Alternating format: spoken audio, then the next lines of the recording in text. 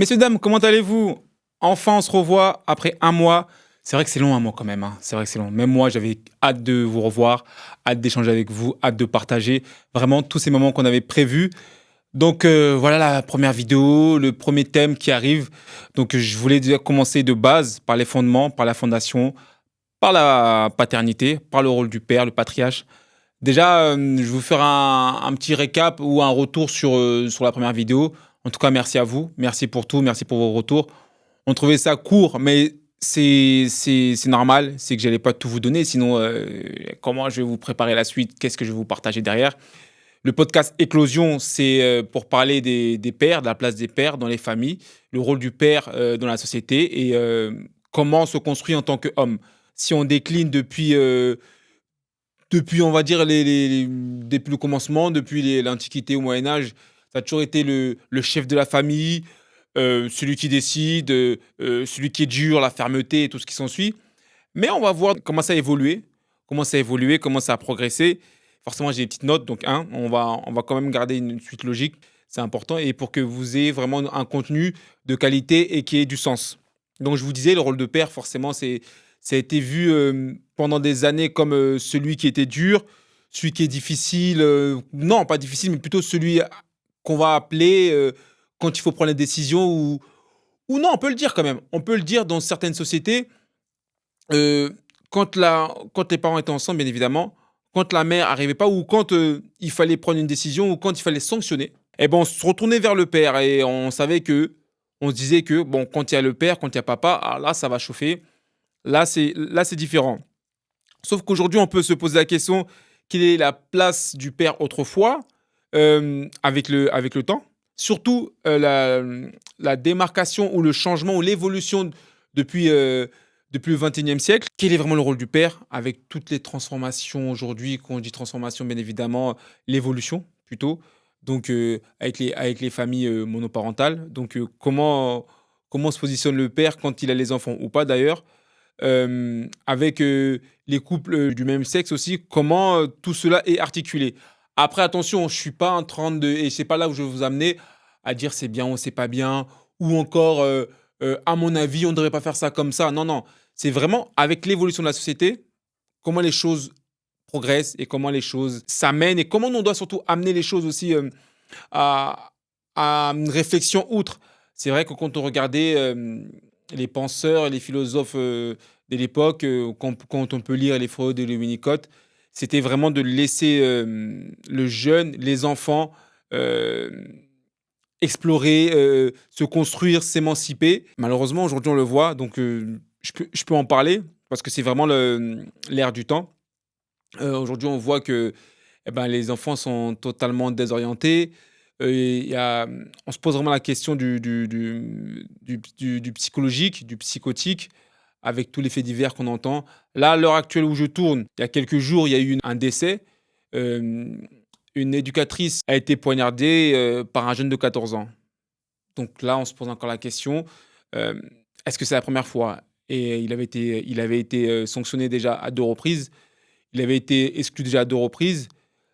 Il y a eu un autre jeune qui a tué 2 de ses camarades sur Nantes. Toujours le côté comment les jeunes sont accompagnés, où est la place des parents? Donc parfois j'entends et puis moi ça me fait un peu sourire quand on dit: «Oui, les parents, qu'est-ce qu'ils font? Pourquoi ils réagissent pas? De quelle manière, on devrait sanctionner?» J'ai même entendu des journalistes dire que par rapport à la réaction des enfants ou par rapport à ce que les enfants pouvaient faire, on devrait mettre les parents, en prison. Ça me fait drôlement sourire parce que tout le monde a sa part de responsabilité, vraiment tout le monde. Oui, les parents, c'est une certitude, c'est même les premiers remparts. Mais après, derrière, il y a la société. Qui dit société dit ce qui regarde, ce qui les entoure, où est-ce qu'ils marchent, qui c'est qui côtoie. On va pas se mentir aussi où est-ce qu'ils grandissent. Le cadre est important. Donc, il y a de ces faits-là et il y a aussi l'éducation reçue à l'école. Aujourd'hui, l'éducation à l'école, c'est très compliqué. C'est très compliqué sur la réflexion qu'on peut avoir sur l'éducation à l'école. On voit qu'il y a de moins en moins de professeurs qualifiés pour X raisons, hein, qualifiés ou en place et forcément selon les zones où vous êtes et selon l'école où vous pouvez, être amené à côtoyer et ben, ce qu'on vous apporte est totalement différent. C'est-à-dire que quand vous arrivez dans une école forcément privée, bon, les parents payent pour ça. Donc, limite, les parents sont les patrons, parce que moi, je l'ai vu, j'ai travaillé dedans. Donc, ils ont plus d'autorité et sont plus écoutés que quand c'est une école publique. Et dans les écoles publiques, il y a de moins en moins de professeurs qui passent les concours, tout simplement. Il y a de moins en moins de professeurs qui passent les concours. Il y a, il y a, il y a l'évaluation aussi. Avant, il fallait avoir un master. Aujourd'hui, moi, je l'ai vu, même parfois avec des BTS sur certaines filières, hein, pas tous. Certaines filières, et ben, on a des professeurs qui sont en place. Des professeurs, pour l'avoir vécu, mais vraiment véridique, hein. Je vais vous faire une petite parenthèse, mais véridique. Moi, je fais un bac professionnel en comptabilité. Donc, on avait un professeur de français. C'est ça qui est fort, un professeur de français qui arrive et donc du coup, il nous donne les cours normalement, mais qu'à chaque fois qu'il écrivait au tableau, je vous parle de ça en 2010, hein. Donc, ça fait déjà un moment et pourtant, je pense que les choses n'ont pas évolué plus que ça. À chaque fois qu'il écrivait au tableau, il nous demandait: alors, là, c'est bien, là, j'ai bien écrit. Et il y avait une de nos camarades qui était très forte en orthographe, qui était très forte, voilà. C'était une tête, très clairement. Et il dit: alors, là, est-ce que j'ai bien écrit? Elle s'appelait Emelinda, la camarade. Emelinda, j'ai pas fait de faute, vérifie. Et on était là, on se dit: mais sérieux, là. Donc, c'est le prof, et en plus de français, qui demande à son élève s'il a fait des fautes ou pas.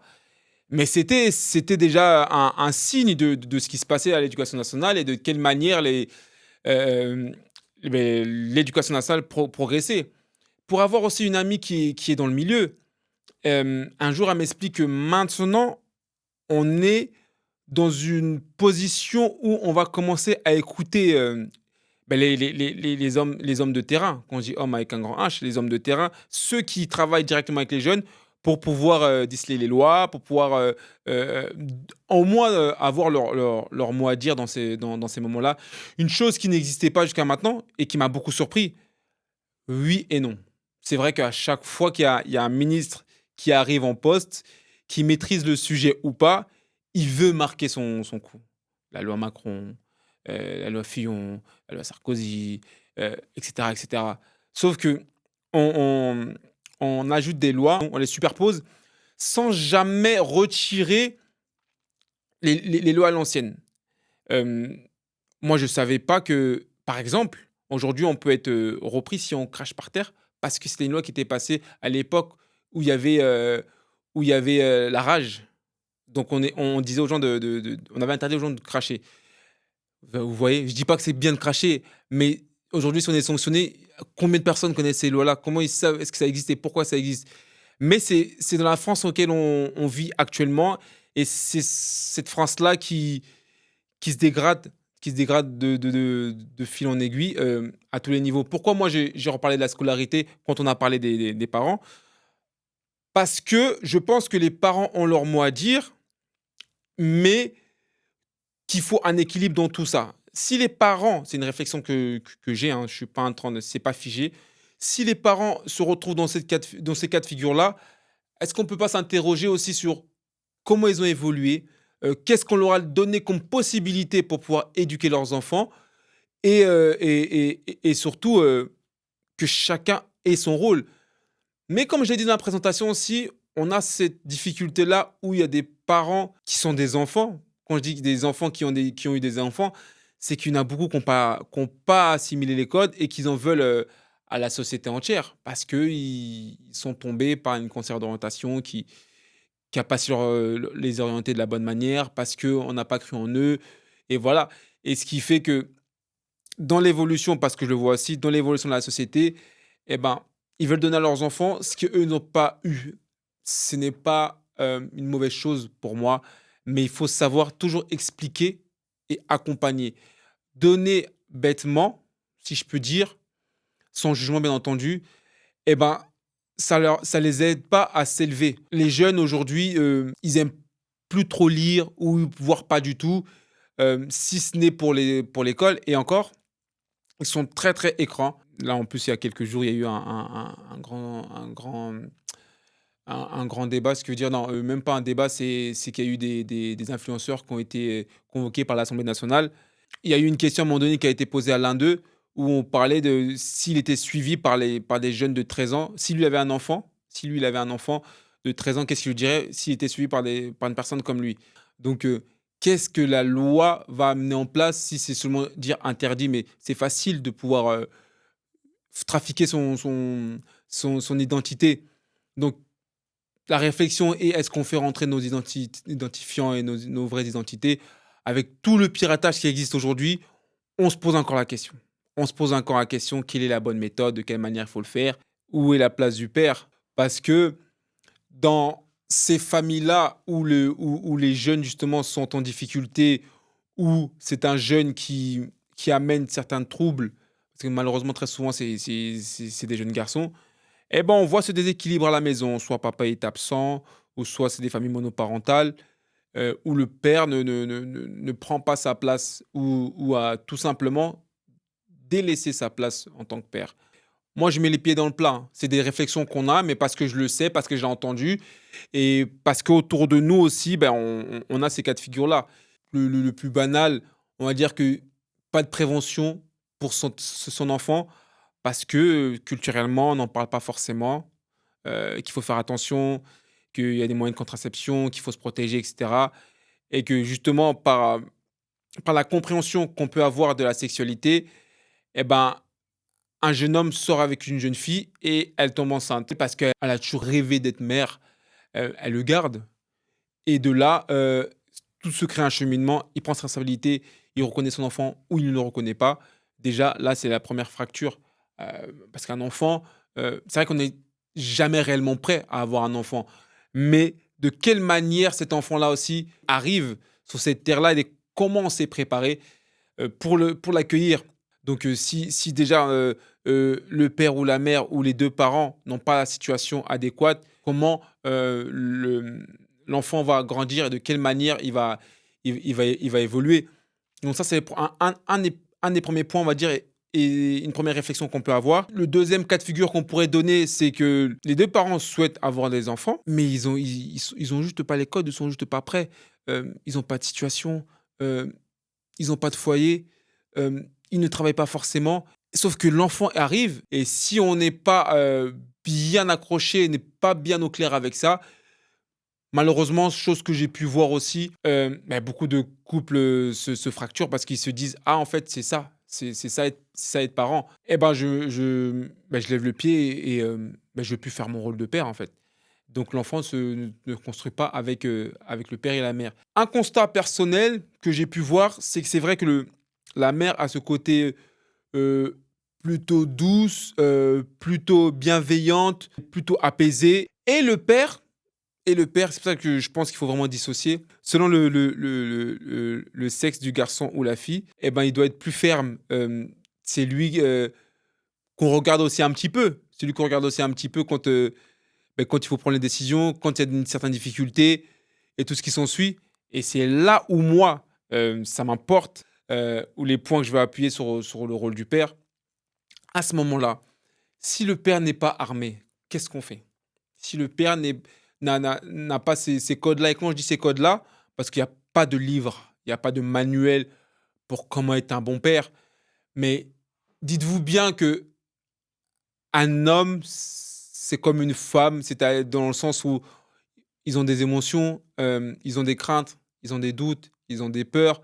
Mais la société, avec tout ça, leur met une certaine pression. Oui, même si aujourd'hui on dit: «Oui, effectivement, l'homme a beaucoup plus de place» et qu'on leur donne beaucoup plus de place avec, déjà, l'éducation, heu, avec la présence. Maintenant, depuis juillet, je sais plus de quelle année, je crois de 2022, peut-être plus tôt, les congés paternité, ils sont passés de 14 à 28 jours. Donc déjà, il y a une progression dans ce sens.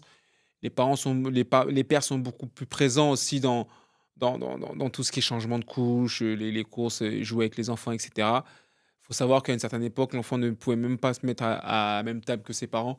Enfin, oui, que ses parents ou le père pour pouvoir manger parce qu'il y avait vraiment ce rôle de patriarche et moi, je ramène l'argent à la maison et toi, tu éduques les enfants.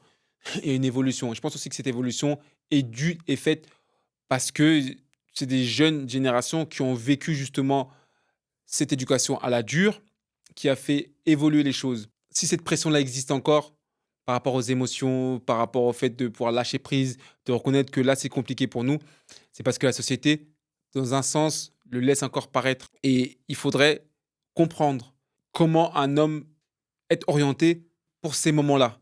Parce que je pense qu'il y a beaucoup d'hommes qui n'y arrivent pas, parce qu'ils n'ont pas les codes, parce qu'il n'y a personne pour les accompagner de la bonne manière, parce que personne leur dit, oui, tu peux te louper, tu peux aussi faire des erreurs et surtout, tu n'es pas parfait. La femme pourrait dire aussi à son homme, toi aussi, tu peux te reposer sur moi. Toi aussi, tu peux poser ta tête sur mon épaule quand tu es en difficulté, quand tu as besoin de souffler. Mais il y a pas mal de monde qui ne reconnaissent pas, surtout certaines générations ou certaines cultures, très clairement. Chez nous, je ne vais pas mentir, hein, si je dis un jour à ma famille, je dis un jour à ma mère, ah ben, tu sais que là, là, j'en pouvais plus. Je suis parti voir ma femme et je me suis posé sur elle et j'ai fondu en larmes, tout clairement. J'ai fondu en larmes, j'ai dit, ouais, là, je peux plus, là, que ce soit pour le boulot, que ce soit pour les enfants. Mais non, mais qu'est-ce que tu fais, blondelle? Mais c'est toi l'homme. Chez nous, on aime dire, Zala Mobile, ça veut dire, sois un homme, sois un homme.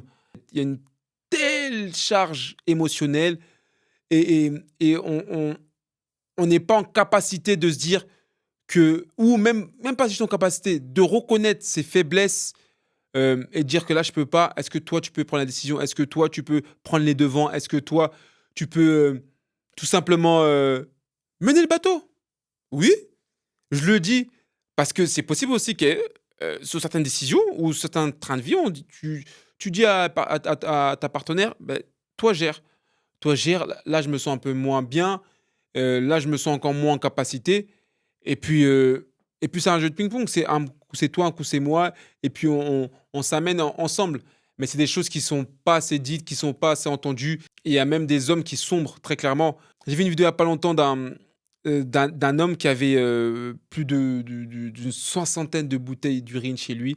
Et en fait, ils sont venus à intervenir chez lui parce qu'il y avait tellement de bouteilles que ça a coulé chez les voisins et c'est l'odeur qui a fait intervenir des professionnels, des détritus, enfin tout. Il était en dépression totale. Et quand on avance sur la réflexion du pourquoi il était en dépression totale, c'était parce que il avait eu des enfants avec sa femme et malheureusement, c'était pas ses enfants. Ben, il a sombré en dépression. Moi, c'est un truc que j'ai vu, que je constate, et aussi parce que j'ai été élevé par une femme. Les hommes et les femmes ont des coups durs. Ça, c'est une certitude, les hommes et les femmes ont des coups durs. Mais la capacité de la femme à surmonter les difficultés n'ont rien à voir avec les hommes. Les hommes ont tellement de pression et ils ont tellement pas été habitués ou éduqués à pouvoir surmonter ce genre de choc et de coups durs que très souvent, c'est ces hommes-là ou c'est les hommes plus souvent ben, qui se retrouvent SDF pour ce genre de situation. Pour ce genre de situation, vraiment. Où ma femme est partie avec mon collègue, ma femme. Des hommes aussi, des femmes aussi le vivent, mais la capacité des femmes à se relever dans ces cas de figure est au-dessus des hommes. Et moi, je le dis aujourd'hui, je le dis au bout d'une vingtaine de minutes sur ma vidéo. Pour moi, la femme a plus de force, plus de capacité, plus de mental qu'un homme. Alors, on aura beau placer l'homme au-dessus parce que c'est le monde ou c'est la société qui a fait que, c'est peut-être pour les muscles ou quoi que ce soit, mais quand on prend du recul et quand on regarde, quand on prend les exemples, les femmes ont beaucoup plus de force mentale, psychologique que les hommes. Les hommes, c'est le physique qui prend le dessus. C'est ce qui fait aussi une des raisons des féminicismes. C'est-à-dire que moi, je pense que les hommes sont tellement désemparés, ils ont tellement du mal à accepter que la femme puisse s'épanouir ailleurs, évoluer en dehors de l'homme. Et c'est les égos, c'est toutes ces choses-là qui font que eh ben, les hommes, ils se servent de ce point-là qu'ils ont de plus que les femmes, c'est la force. C'est la force. Mais sauf que c'est une grande marque de faiblesse, une très très grande marque de faiblesse. Et surtout, ça ne devrait même pas exister.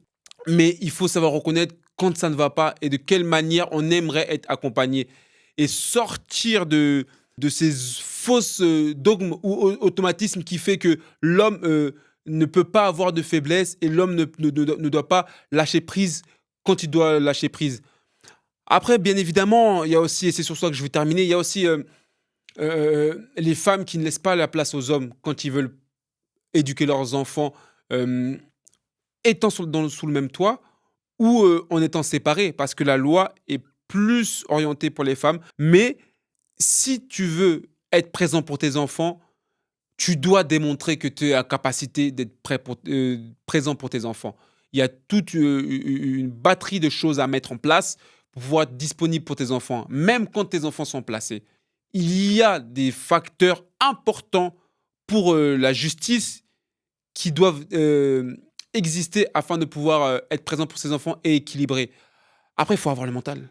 Il faut avoir le mental, il faut se dire que voilà, l'enfant n'a rien demandé. À partir du moment où j'ai été présent dans sa vie, même les premières semaines, et que j'ai reconnu que j'avais un enfant et que je voulais être présent, eh bien, il faut se battre pour cet enfant.